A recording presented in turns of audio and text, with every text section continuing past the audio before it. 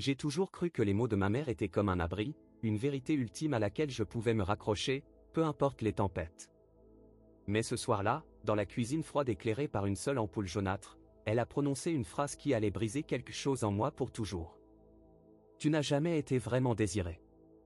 Cette phrase, lâchée presque comme un soupir, sans cri, sans colère, m'a traversé plus fort qu'un coup de couteau. Je me souviens encore du bruit de la pluie battant contre les vitres, du tic-tac régulier de l'horloge au mur, et de la façon dont le silence s'est fait juste après, épais, insupportable. Mon souffle s'est bloqué.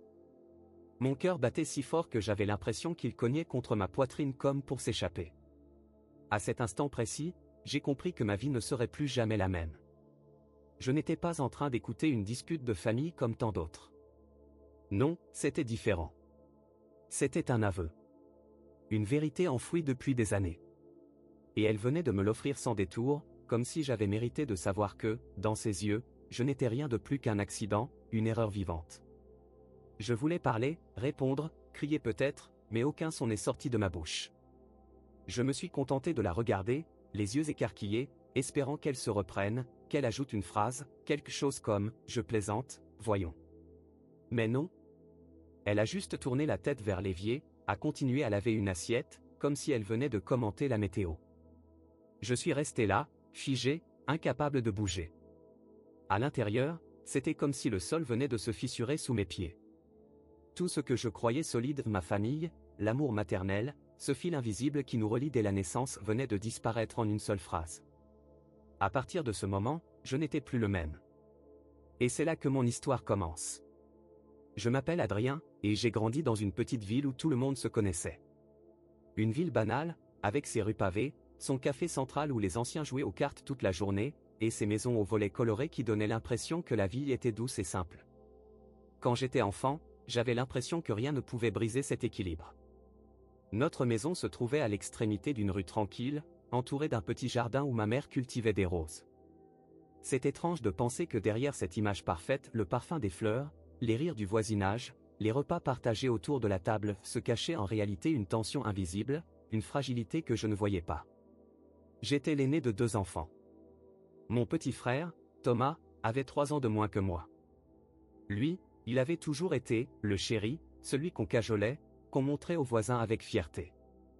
Moi, je faisais ce qu'on attendait d'un grand frère, être responsable, rapporter de bonnes notes, aider à mettre la table, protéger. Et je le faisais sans me plaindre, parce que j'étais convaincu que c'était ma façon d'obtenir l'amour et la reconnaissance de ma mère. Mon père, quant à lui, était souvent absent. Chauffeur routier, il passait parfois plusieurs semaines sur les routes. Quand il rentrait, c'était toujours la fête. On préparait son plat préféré, on riait fort à table, et j'aimais ce moment parce que je sentais que, pour quelques jours, nous redevenions une vraie famille. Mais le reste du temps, l'univers tournait autour de ma mère. Elle n'était pas méchante. Pas directement. Elle avait cette manière de tout contrôler, de toujours vouloir que tout soit parfait. Ses mots étaient souvent des ordres déguisés en conseils. Adrien, tiens-toi droit. Adrien, tu peux mieux faire. Adrien, montre l'exemple. Et moi, je croyais que c'était de l'amour. Que exiger de moi plus que des autres signifiait qu'elle me voyait comme quelqu'un de spécial, de fort. Je me souviens d'une scène précise, j'avais peut-être 10 ans. J'avais ramené un dessin de l'école, un paysage maladroit avec des arbres et une rivière. Mon frère avait dessiné aussi, mais ses traits ressemblaient plus à des gribouillages d'enfants. Je lui avais dit avec fierté, « Regarde, maman ». Elle a souri à Thomas en caressant ses cheveux, puis elle a regardé mon dessin en silence avant de dire, « Tu aurais pu faire mieux, Adrien ». C'était une simple phrase, mais elle s'est imprimée dans ma mémoire. À l'époque, je l'ai interprétée comme une motivation, je dois faire mieux, je dois être plus. Aujourd'hui, je comprends que c'était peut-être déjà une fissure, un indice que son regard sur moi n'était pas celui que j'espérais. Pourtant, malgré ces moments, je l'idéalisais. Elle était mon point de repère. Quand j'avais peur la nuit, c'est sa voix qui me rassurait. Quand je tombais à vélo, c'est ses mains qui nettoyaient mes genoux écorchés. Et quand je réussissais mes examens, c'était son sourire que je cherchais en premier dans la foule. J'ai grandi avec cette conviction, ma mère m'aimait, mais à sa façon, plus exigeante, plus dure que pour mon frère. J'étais persuadé que c'était le prix à payer pour être l'aîné, le pilier, celui sur qui elle pouvait compter. Alors quand, des années plus tard, dans cette cuisine éclairée faiblement, elle a prononcé ces mots cruels, « Tu n'as jamais été vraiment désiré », toute cette construction, toutes ces années d'efforts pour mériter sa reconnaissance, se sont effondrées d'un seul coup. Parce que ce n'était pas seulement une phrase. C'était la confirmation que je m'étais battu pour un mirage. Je revois encore cette soirée comme si elle s'était gravée au fer rouge dans ma mémoire. C'était un jeudi pluvieux, un de ces soirs où l'air semble plus lourd que d'habitude. J'étais revenu d'une longue journée de travail, fatigué mais heureux de retrouver le cocon de la maison familiale. J'avais 23 ans à l'époque, et malgré mon âge, je vivais encore chez mes parents pour économiser un peu d'argent. La maison sentait le savon et les légumes cuits à la vapeur. Mon frère Thomas n'était pas là, il passait de plus en plus de temps dehors avec ses amis. Mon père, comme souvent, était sur les routes. Alors il ne restait que moi et elle. Je me suis assis à la table, le bruit de la pluie contre les vitres créant une mélodie monotone. Elle lavait la vaisselle, de dos, ses épaules légèrement voûtées. J'ai commencé à lui parler de ma journée, d'un entretien d'embauche que j'avais passé. J'espérais voir une lueur de fierté dans ses yeux, comme quand j'étais enfant. Et puis, sans que je comprenne pourquoi, elle a lâché cette phrase. « Tu n'as jamais été vraiment désiré. » Je me souviens que ma première réaction a été de rire nerveusement, persuadé d'avoir mal entendu. « Quoi ?» ai-je demandé, en espérant qu'elle rectifie, qu'elle dise qu'elle parlait d'autre chose. Mais elle s'est retournée, son regard froid, presque distant. « Ton père et moi, nous n'étions pas prêts. Tu es arrivé trop tôt. On a fait avec, mais, tu n'as jamais été vraiment voulu. » Mon cœur a chuté. Ce n'était pas une maladresse. Ce n'était pas une blague. C'était un aveu. Les secondes suivantes ont semblé durer une éternité. Le bruit de l'eau qui coulait dans l'évier, l'odeur du savon, le tic-tac de l'horloge, tout était amplifié, comme si le monde entier se moquait de mon silence. J'avais envie de hurler, de lui demander pourquoi elle me disait ça, pourquoi maintenant, pourquoi comme ça. Mais mes lèvres restaient scellées. À l'intérieur, c'était l'explosion. Chaque souvenir, chaque effort que j'avais fait pour mériter son amour, se retournait contre moi. Les dessins d'enfants rejetés, les félicitations absentes, les comparaisons avec mon frère. Tout prenait soudain un sens cruel. Elle ne m'avait jamais vu comme je l'espérais. J'étais un poids, un hasard, une erreur qu'on tolère. Je me suis levé brusquement, la chaise grinçant sur le carrelage. Elle m'a regardé, surprise, comme si elle ne comprenait pas pourquoi j'étais bouleversé. « Tu exagères, Adrien. Je t'ai quand même élevé, non ? Tu devrais être reconnaissant. » Ces mots ont été comme une seconde lame plantée dans mon cœur. Non seulement je n'étais pas désiré, mais en plus je devais remercier pour ça ? Je suis sorti de la maison sous la pluie battante, incapable de rester une seconde de plus dans cette cuisine qui m'avait vu grandir, rire, rêver. Les gouttes glacées s'écrasaient sur mon visage, mais je ne sentais rien. J'étais vidé. Comme si l'oxygène même m'avait été retiré. Pour la première fois de ma vie, je n'avais plus de maison. Cette nuit-là, après avoir claqué la porte, je n'avais nulle part où aller. Je marchais sous la pluie, les vêtements trempés, le cœur encore plus lourd que mes chaussures gorgées d'eau. J'aurais pu aller chez un ami, mais à 23 ans, comment expliquer que ta propre mère vient de te dire que tu n'étais qu'un accident de vie ? La honte me collait à la peau comme cette pluie glaciale. Je me suis réfugié dans une petite gare désaffectée à la périphérie de la ville. Le hall sentait l'humidité et la poussière.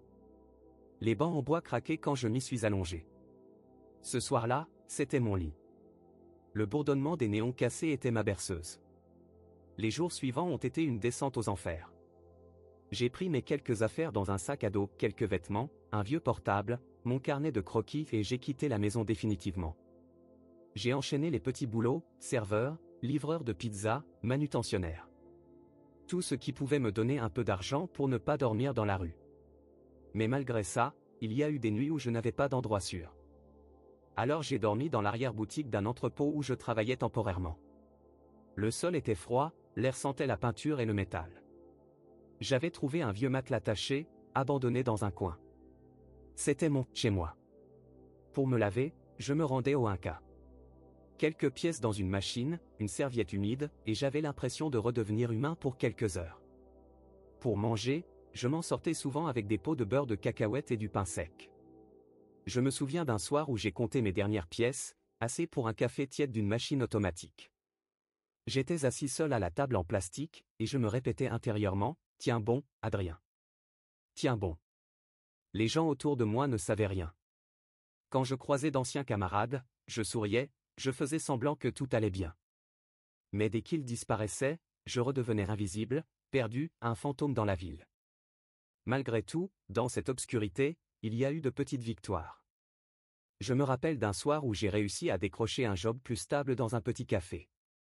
Le patron m'a dit : « Tu n'es pas très expérimenté, mais tu as l'air motivé. » Ces mots, simples, étaient un baume sur mes blessures. Pour une fois, quelqu'un me voyait autrement que comme un poids.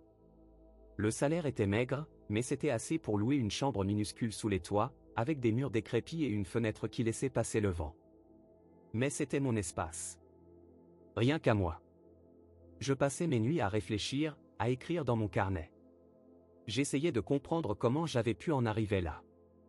Et malgré la douleur, une petite voix en moi murmurait : « Tu n'as plus rien à perdre. » C'est cette pensée, aussi sombre soit-elle, qui allait bientôt me pousser à me relever. La chambre sous les toits où je vivais n'avait rien d'accueillant. Les murs étaient jaunis par l'humidité, la fenêtre fermait mal, et chaque nuit, le vent sifflait entre les fissures comme pour me rappeler ma fragilité. Mais pour moi, cet endroit représentait la liberté. Personne ne pouvait m'y chasser, personne ne pouvait m'y jeter à la rue. C'était mon point de départ, mon zéro. Au café où je travaillais, je gagnais juste assez pour payer le loyer et manger un peu mieux que du pain et du beurre de cacahuète. Mais mes journées étaient longues, le matin, je servais les clients pressés qui avalaient leur expresso debout au comptoir, l'après-midi, je frottais les tables, essuyais les verres, nettoyais le sol. Et le soir, quand le café fermait et que mes collègues rentraient chez eux, moi je rentrais dans ma chambre avec une vieille connexion Wi-Fi volée à un voisin. C'est là que tout a changé. Je suis tombé sur une vidéo YouTube qui expliquait comment créer un site web de A à Z. Je ne comprenais presque rien au début, le langage de code ressemblait à une langue étrangère. Mais il y avait quelque chose de fascinant. Cette idée qu'avec quelques lignes, on pouvait construire quelque chose de visible, d'utile.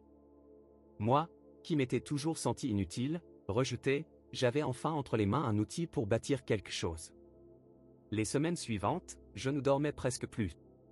Je passais mes nuits à apprendre HTML, CSS, puis JavaScript. J'avais l'impression d'ouvrir une porte secrète vers un monde où personne ne me jugeait. Le code ne me disait pas « Tu n'as jamais été désiré ». Le code répondait « Si tu fais une erreur, corrige-la. Et si tu réussis, tu construis. » Au café, mes collègues commençaient à remarquer mes cernes, mais je m'en fichais. Une énergie nouvelle coulait dans mes veines. Un soir, un des habitués, un entrepreneur local, m'a demandé pourquoi j'étais toujours en train de gribouiller dans mon carnet pendant mes pauses. Je lui ai expliqué que j'apprenais à coder. Il m'a regardé, surpris. « Tu sais, j'ai besoin d'un site pour mon commerce. Si tu peux m'aider, je te paie. » C'était mon premier client. Mon premier vrai test. J'ai travaillé comme un fou.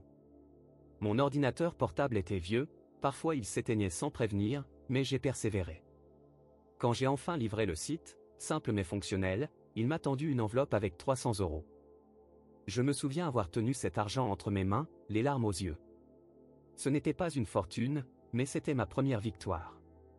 Pas un salaire pour servir, pas une aumône. C'était la récompense de quelque chose que j'avais créé. Peu à peu, d'autres clients sont arrivés. Des amis de ce commerçant, puis des gens rencontrés via des annonces. Je faisais des sites pour des photographes, des petites boutiques, des associations. Le bouche à oreille fonctionnait. Et chaque projet renforçait ma confiance. 1 an plus tard, j'ai quitté le café. J'ai créé ma micro-entreprise. Mon appartement sous les toits a laissé place à un studio modeste mais lumineux, avec des murs blancs et une grande fenêtre qui donnait sur la ville. Je n'avais plus besoin de me cacher. J'avais encore des cicatrices, bien sûr. Les mots de ma mère résonnaient parfois dans ma tête, surtout dans les moments de doute. Mais désormais, ils ne me brisaient plus. Ils étaient devenus un carburant. Chaque ligne de code que j'écrivais, chaque projet livré, chaque facture payée était une réponse silencieuse à cette phrase : « Tu n'as jamais été désiré. » Et le destin n'en avait pas fini avec moi. Car ce succès, petit au début, allait bientôt exploser au grand jour. Et c'est là que ceux qui m'avaient rejeté allaient réapparaître. 3 ans avaient passé depuis la nuit où j'avais quitté la maison familiale. 3 ans de lutte, d'apprentissage, de nuits blanches, de victoires silencieuses. Ma petite entreprise n'était plus si petite. J'avais maintenant une dizaine de clients réguliers, et j'employais même un étudiant à mi-temps pour m'aider avec certains projets. Un jour, une opportunité improbable s'est présentée, un podcast local sur les jeunes entrepreneurs m'a invité à raconter mon parcours. J'étais hésitant, moi, parler de ma vie devant des inconnus. Mais une part de moi savait que c'était le moment. L'enregistrement s'est fait dans un petit studio lumineux, avec des micros noirs suspendus au plafond et l'odeur du café fraîchement moulu dans l'air. L'animateur m'a posé des questions simples au début. Alors Adrien, comment avez-vous commencé? J'ai raconté l'histoire du café, des nuits passées à coder, de mon premier client. Je n'ai pas mentionné ma mère ni cette phrase destructrice, pas encore. Mais j'ai parlé du rejet, de la douleur d'être considéré comme inutile, et de la façon dont j'avais transformé cette douleur en force. Quelques semaines plus tard, le podcast a explosé. Des milliers d'écoutes, des partages sur les réseaux sociaux. Une journaliste locale a écrit un article sur moi, de sans-abri à entrepreneur du web, le parcours inspirant d'Adrien L., puis, une interview télé. Puis d'autres. Soudain, j'étais visible. Et c'est là que les fantômes du passé sont revenus. Un soir, alors que je rentrais chez moi, mon téléphone a vibré. Un message. Un numéro inconnu. Je l'ai ouvert et j'ai senti mon cœur s'arrêter. Adrien, c'est maman. J'ai vu ton interview. Tu as tellement changé. Je suis fier de toi. Est-ce qu'on peut se voir? Je suis resté figé, l'écran brillant dans le noir de ma chambre. Fier de moi? Ces mots venaient de la même bouche qui, des années plus tôt, m'avait brisé d'une seule phrase. Les jours suivants, d'autres messages ont suivi. Puis mon frère m'a ajouté sur Facebook, avec un commentaire sous une de mes vidéos, c'est mon petit frère. Comme si, soudain, j'étais redevenu digne d'appartenir à la famille. Un soir, ma mère m'a appelé directement. Sa voix tremblait. Adrien, tu sais, les choses n'étaient pas faciles à l'époque. J'ai dit des choses que je ne pensais pas vraiment. Mais aujourd'hui, je vois l'homme que tu es devenu. On pourrait dîner ensemble, juste pour parler? Je me suis assis sur le bord de mon lit, incapable de répondre. Tout en moi hurlait. Une partie voulait raccrocher, une autre voulait enfin entendre des excuses. Mais une question obsédante flottait dans mon esprit, était-il revenu pour moi, ou pour mon succès? Et c'est là que j'ai compris, le véritable test n'était pas de survivre à leur rejet. Le véritable test, c'était de décider quoi faire maintenant qu'ils voulaient revenir. Je me suis retrouvé assis dans un petit restaurant du centre-ville, à la table la plus isolée, face à ma mère. C'était la première fois que je la revoyais depuis cette fameuse nuit. Elle portait une robe sobre, ses cheveux légèrement grisonnants étaient attachés en chignon. Mais ce qui m'a frappé, ce n'était pas son apparence. C'était ce silence pesant entre nous. Elle a commencé la conversation d'une voix douce, presque cassée. Adrien, je sais que j'ai dit des choses impardonnables. Je n'ai pas toujours été la mère que tu méritais. Mais je veux réparer, si tu me laisses une chance. Ses yeux se sont embués, et ses mains tremblaient en tenant son verre d'eau.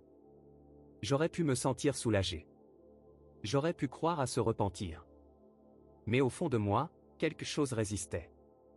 Je repensais à toutes ces nuits froides passées à dormir dans un entrepôt, à ces repas où je me nourrissais seulement de pain sec, à chaque humiliation silencieuse que j'avais dû avaler.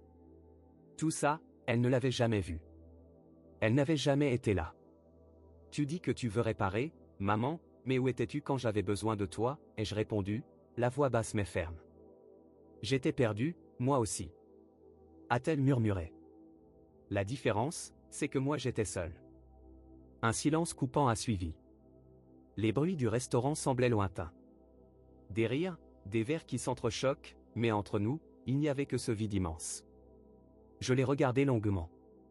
Une partie de moi voulait tendre la main, retrouver cette chaleur maternelle que je n'avais jamais vraiment eue. Mais une autre savait qu'accepter signifiait effacer tout ce que j'avais enduré, comme si ma douleur n'avait jamais compté. Alors j'ai choisi. J'ai construit ma vie sans toi. Je n'ai pas besoin que tu viennes la partager maintenant que tout va bien. Ses yeux se sont agrandis, elle a voulu parler, mais je me suis levé. Mon cœur battait si fort que j'avais l'impression qu'il allait exploser. En sortant du restaurant, l'air frais de la nuit m'a frappé au visage. Et pour la première fois depuis longtemps, je me suis senti libre. Libre de mon passé. Libre de cette blessure qui m'avait longtemps défini. Le pardon est une belle chose, mais parfois, poser une limite claire est encore plus puissant. Ce soir-là, je n'ai pas choisi la haine, mais j'ai choisi le respect de moi-même. Et en marchant sous les lampadaires de la ville, j'ai compris, mon succès ne consistait pas seulement à avoir de l'argent ou une entreprise. Mon vrai succès, c'était d'avoir retrouvé ma dignité. En regardant en arrière, je réalise que ma vie s'est construite sur une phrase. Une phrase qui aurait pu me détruire à jamais, tu n'as jamais été désiré. Mais au lieu de m'enchaîner, ces mots m'ont poussé à chercher ma propre valeur, loin des regards, loin des attentes des autres. Aujourd'hui, je sais une chose, nous ne choisissons pas toujours la famille dans laquelle nous naissons. Mais nous avons le pouvoir de choisir qui nous autorisons à rester dans notre vie. Et parfois, la plus grande preuve d'amour envers soi-même, c'est de dire non. Je n'ai pas pardonné ma mère ce soir-là. Pas parce que je suis incapable de pardonner, mais parce que je mérite mieux que des excuses arrivées trop tard. Alors si toi qui m'écoutes, tu portes encore en toi une blessure laissée par ceux qui auraient dû t'aimer, sache que tu n'es pas défini par leur rejet. Tu peux construire ta propre valeur, ton propre chemin, ta propre famille.